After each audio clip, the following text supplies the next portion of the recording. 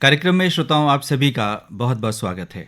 आज इस कार्यक्रम में हमारे मेहमान हैं डॉक्टर सचिन देव मुंजाल। डॉक्टर सचिन देव मुंजाल शहर के जाने माने गैस्ट्रोएंटरोलॉजिस्ट हैं और आज एक बहुत ही महत्वपूर्ण विषय पर आपसे हम चर्चा करेंगे। विषय है पीलिया रोग, कारण, लक्षण और उपचार। डॉक्टर मुंजाल, बहुत बहुत स्वागत है आपका आज के इस कार्यक्रम में। धन्यवाद सर। डॉक्टर मुंजाल, बरसात का मौसम कई संक्रमणों को दावत देता है और ये मौसम मुफीद भी है कई वायरस और बैक्टीरिया के लिए। जब हम पीलिया रोग की बात करते हैं तो इस मौसम में लगातार हम इसके जो मामले हैं उनको बढ़ता देख रहे हैं।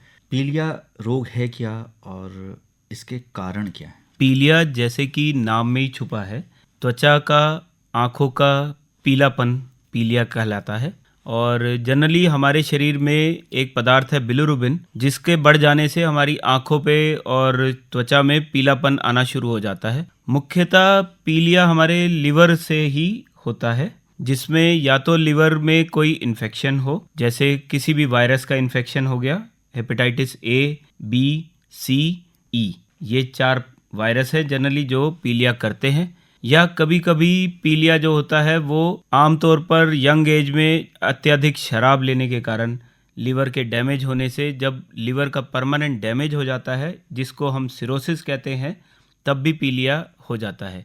एक तरीके का और पीलिया है जिसमें जो हमारे अंदर लीवर में जो पीला पदार्थ बिलिरुबिन बन रहा है वो अगर आगे जाके रुकावट है, जैसे कि गॉल ब्लैडर यानी पित्त की थैली या नलकी में रुकावट होना, या उसमें कोई गांठ या कैंसर का बनना। तो मुख्यतः ये या तो लीवर की सूजन से, या अल्कोहल की अत्यधिक मात्रा से, या फिर रुकावटी पीलिया, ये 3 मेन कारण है। जी, एक और कारण आमतौर पर माना जाता है लेकिन उसकी चर्चा ज़्यादा नहीं होती है, उसे कहते हैं हिमोलिटिक एनीमिया। ये क्या है डॉक्टर जी, साहब? बहुत ही अच्छा सवाल है सर। अक्सर हम देखते हैं ये चीज़ कि मरीज आते हैं कि हमें पीलिया हो गया, हमारे लिवर डैमेज है और ये हमारी रिपोर्ट है। उसमें जो पीलिया है वो खून के टूटने से होता है। ये जो बिलिरुबिन है ये हमारे खून में रहता है और जब ये आगे जाके टूटता है तो ये बिलिरुबिन दूसरी तरीके का बिलिरुबिन है। बिलिरुबिन के 2 पार्ट हैं, जिसमें जो दूसरी तरीके के बिलिरुबिन है जिसको इनडायरेक्ट बिलिरुबिन कहते हैं, उसके बढ़ने से भी ऐसा लगता है कि पीलिया है, पर इससे घबराने की जरूरत नहीं। ये बिल्कुल अलग बीमारी है,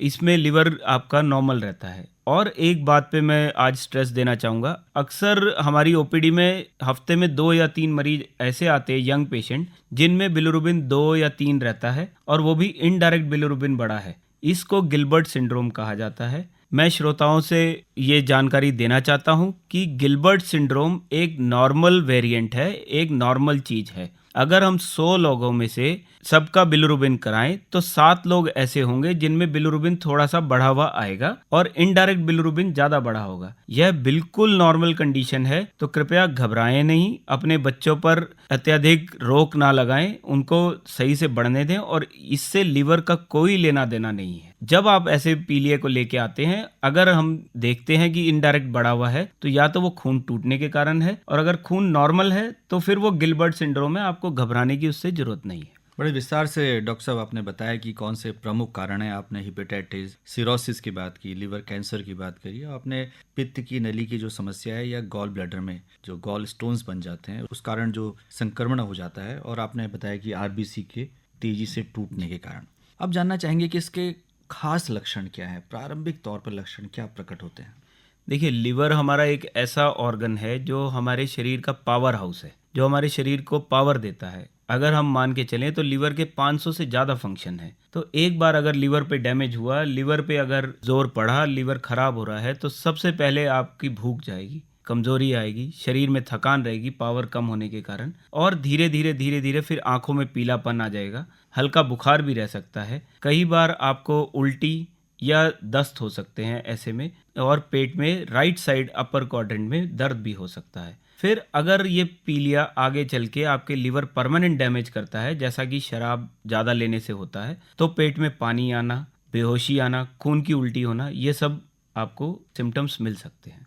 जी, एक बार लक्षण प्रकट हुए तो क्या कुछ खास जांच है जिससे पता चलता है कि ये रोग है? बिल्कुल, अगर आप ये समझिए कि अभी जैसे बरसात है जिसमें पीलिया बहुत कॉमनली मिलता है, तो अक्सर हमारे पास जो यंग बच्चे हैं जो पीलिया जैसे हेपेटाइटिस ए या ई है, ये पीलिया अक्सर खान पान से होता है या दूषित पानी के लेने से होता है। हमने बाहर खाना खाया, पानी साफ नहीं है, तो ये पीलिया होने का डर है। लेकिन शुरुआती स्टेज में पहले 1 हफ्ते तक आपकी आंखों में पीलापन आता ही नहीं है। उस समय आपको हल्का बुखार होना, पेट में दर्द होना या उल्टी का महसूस होना, तब जो जांचें हैं, अगर हम लिवर फंक्शन टेस्ट कराएं, LFT, उसमें SGOT, SGPT देखें, वो थाउजेंड्स में कई बार बढ़ा हुआ आता है और 1 हफ्ते बाद आंखों में पीलापन दिखता है।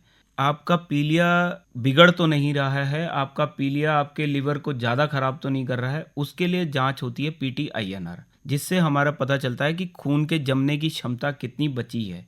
जो लिवर है, ये हमारे खून में वो पदार्थ बनाता है जिससे हमारा खून जमता है। अगर लिवर काम नहीं कर रहा है तो वो प्रोटीन बनते ही नहीं है, तो PT-INR हमेशा बढ़ जाता है। एल्ब्यूमिन, जो कि हमारे शरीर का प्रोटीन है, वो कम हो जाता है, जिससे सूजन आने का डर है। तो अगर आपका पीलिया बिगड़ रहा है तो सबसे पहले PT-INR और एल्ब्यूमिन को हम लोग देखते हैं। जी डॉक्टर मुंजाल, अब बताएं कि एक बार स्थापित हो गया कि पीलिया रोग है तो उपचार किस तरह से करते हैं, क्या कारणों पे आधारित करते हैं? बिल्कुल, देखिए, इसके उपचार को 2 भागों में डिवाइड करते हैं। पहला तो आपको घर पे क्या ध्यान रखना है, दूसरा आपको डॉक्टर को कब दिखाना है और क्या क्या दवाई जरूरी है। तो नॉर्मली जैसे आजकल जो वायरल हेपेटाइटिस है, इसमें आपको ये देखना है कि जो बच्चा है या जो एडल्ट है, उसका परहेज ज़्यादा नहीं कराना है। पहले हम पुराने ज़माने में ये मानते थे कि जब पीलिया हो रहा है तो घी बंद कर दो, हल्दी बंद कर दो, ये मत दो, मूली का रस दो, बाहर का गन्ने का जूस दो। देखिए, अब ये सब चीज़ें नहीं करनी है। जैसा मरीज पहले खाता था बीमारी से पहले, सेम वही खाना उसका रखना है। उसमें कोई अननेसेसरी वो नहीं कि मूली का रस ही पीना है। अब इनको आप सब कुछ दीजिए, घी की मात्रा भी जितना वो ले सकता है ले, कोई परहेज नहीं है। इसके बाद जब भी आपको इलाज के लिए आना है, जैसे अगर हेपेटाइटिस A और E है, ये ऐसी बीमारी है जो कि पूरी तरह खुद से ही ख़त्म होती हैं। आपको बस डॉक्टर के पास आना है, रेगुलरली आपका LFT PT-INR होगा, वो कंट्रोल रहता है, तो कोई दवाई की ऐसा ज़रूरत नहीं है। हेपेटाइटिस B और C, ये 2 ऐसे पीलियाँ हैं जिनको आज की डेट में साइंस ने पूरी तरह ख़त्म करने में कामयाबी प्राप्त कर ली है। इनके लिए आपको हमेशा डॉक्टर की सलाह लेनी है, आना है, और जब ज़रूरत होगी इनकी दवाई शुरू होनी चाहिए। आपने बताया कि आहार में कोई बहुत बड़ा बदलाव करने की आवश्यकता नहीं है। शराब का अत्यधिक सेवन जो है ये बड़ी समस्या है जी और सर। इस तरफ ज़्यादा लोग प्रवृत्त हो रहे हैं और ख़ास तौर से युवा भी अब इस दिशा में चल पड़े हैं। तो आपका क्या कहना है कि शराब की मात्रा को नियंत्रित किया जाए या बिल्कुल ही बंद कर दिया जाए? ये बहुत ही ज़रूरी सवाल है इस फोरम में। बहुत दुख होता है जब ये देखते हैं हम कि आजकल की बहुत यंग बच्चे कुछ वेस्टर्न कल्चर के कारण, जो हमारा कल्चर नहीं था, अब अल्कोहल की तरफ बहुत आकर्षित हैं और यंग एज में ही 28 से 30 साल की एज में ही उनका लिवर डैमेज हो जाता है। अगर आप मुझसे पूछें कि शराब की, जो मुझसे जनरली मरीज पूछते हैं कि शराब की कितनी मात्रा सेफ है, तो मेरा कहना यह है कि शराब की एक बूंद भी आपके लिए सेफ नहीं है। आज की डेट में ये सब पब्लिश हो चुका है कि आप एक बूंद भी अगर आप शराब की लेते हैं अपनी लाइफ में, तो वो कहीं ना कहीं किसी ना किसी रोग के लिए ज़रूरी है कि वो कोई ना कोई आपको रोग करेगी ही, चाहे लिवर का डैमेज करे, चाहे वो आपके शरीर को कैंसर के लिए प्रीडिस्पोज करे। अब बात करते हैं डॉक्टर मुंजाल की जीवन शैली में क्या कुछ बदलाव किए जा सकते हैं ताकि हम पीलिया रोग पर नियंत्रण कर पाएं? बिल्कुल सर, बिल्कुल बदलाव होना ज़रूरी है। एक तो आजकल जो एक और नई बीमारी आ रही है, इसको कहते हैं non alcoholic fatty liver disease. ये हमारे रहन सहन, हमारे जीवन शैली की बीमारी है, जिसमें हम जब बहुत ही काम कम कर देते हैं, बाहर का जंक फूड ज़्यादा खाते हैं, एक्सेस शुगर लेते हैं, तो हमारे लिवर जो है ये फैटी हो जाता है। अगर आप आज की डेट में अल्ट्रासाउंड देखें तो हर तीसरा अल्ट्रासाउंड फैटी लिवर है। वो क्यों है? क्योंकि हमारा सब कल्चर और हमारे जो रहन सहन, जो हमारी शैली है, वो सब बदल गई है। ऐसे में दवाई से ज़्यादा हमारे रहन सहन और हमारे जो खान पीन है, इसको सही करने से ही ये बीमारी ठीक हो सकती है। जी डॉक्टर साहब, अब बात करते हैं कि आमतौर पर हम बीमारी को टाल देते हैं, तो इस रोग में समय पर चिकित्सा परामर्श लेना कितना ज़रूरी है? सर देखिए, पीलिया एक ऐसी बीमारी है जिस पर हमें अपने डॉक्टर के पास तुरंत जाना चाहिए और ना तो घर में ना ही झाड़ फूंक का सहारा लेना चाहिए। ये बीमारी जानलेवा हो सकती है और पिछले 2-3 सालों में ये बीमारी अपना रूप बदल रही है। आज से पहले हम ये देखते थे कि जो हेपेटाइटिस ए जैसी जो कम्प्लीटली ठीक होने वाली बीमारी है, ये बचपन में 14 साल की उम्र से पहले ही हो जाती थी, बिना पीलिया करे, सर्दी खांसी जुकाम की तरह हो जाती थी। लेकिन अब कुछ समय से, क्योंकि हम बाहर बच्चे बहुत खाने लगे हैं, वैक्सीनेशन है ये प्रॉपर नहीं है बच्चों का, तो ये बीमारी 14 साल की उम्र के बाद भी बहुत ज़्यादा होने लगी है। और अक्सर 14 साल की उम्र के बाद जब भी ये बीमारी होती है तो ये तीव्र रूप लेती है और कई बार हम मरीज बचा भी नहीं पाते। तो इसीलिए पीलिया को कभी भी आप हल्के में नहीं लीजिए। जब भी आपको पीलिया का लक्षण लगे, अपने घर के आसपास किसी भी स्पेशलिस्ट से, चाहे वो एमडी फिजिशियन हो, गैस्ट्रोएंटरोलॉजिस्ट हो, उनसे राय जरूर लीजिए और उसके बाद ही इलाज करें। और सिर्फ खान पान को रोक के या सिर्फ झाड़ फूक करा के उसके भरोसे मत रहिए। डॉक्टर साहब, आमतौर पर ये कहा जाता है कि पीलिया रोग के पीछे दूषित भोजन या दूषित पानी है, तो हम भोजन और पानी की शुद्धता का ध्यान रखें। देखिए, मैंने पहले भी बताया, पीलिया जो वायरल हेपेटाइटिस है, जो 4 तरीके के हैं, ए, बी, सी और ई। इसमें जो ए और ई है, ये दूषित पानी लेने से और खान पान से होते हैं। बी और सी ये जनरली ब्लड से, रक्त से हमारी बॉडी में आते हैं या माँ से बच्चे में जाते हैं।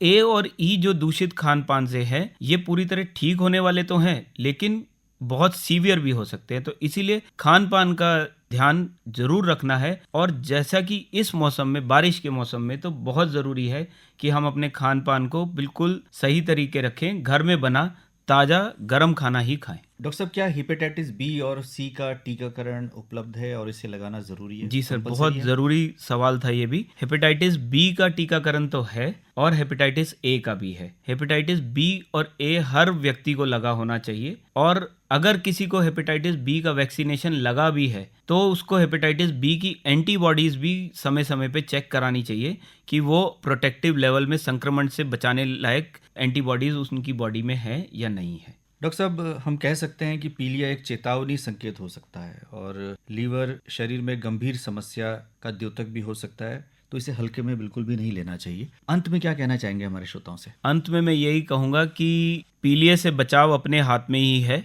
चाहे तो आप खान पान में बदलाव करके, साफ पानी लेकर, शराब का सेवन बिल्कुल ना करें और अपना एक सिंपल सादा जीवन जिएं, तो पीलिया से बचाव हो सकता है। कभी अगर पीलिया होता है तो तुरंत डॉक्टर की राय लें, इसको हल्के में मत लीजिए। तो डॉक्टर सचिन देव मुंजाल, आज आप इस कार्यक्रम में आए और आपने पीलिया रोग कारण, लक्षण, उपचार विषय पर बहुत ही महत्वपूर्ण जानकारी हमारे श्रोताओं के साथ साझा की।